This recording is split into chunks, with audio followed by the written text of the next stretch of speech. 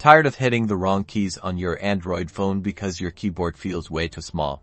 I'm going to show you how to easily make your keyboard bigger in just a few simple steps, boosting your typing accuracy and making your phone much easier to use. First, let's dive into your phone settings. Look for the gear-shaped icon, usually found on your home screen or in your app drawer, and tap on it. Once you're in settings, at the top, you'll see a search bar. Tap on it and type in keyboard size.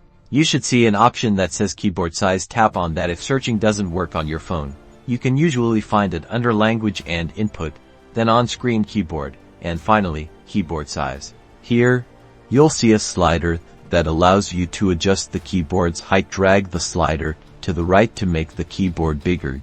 You'll see a preview of the keyboard size change in real time above the slider.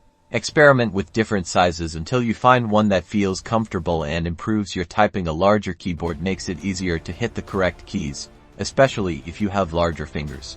And that's it. Now you have a keyboard that's perfectly sized for your needs. Enjoy the improved typing experience. Subscribe for more quick Android tips and tricks.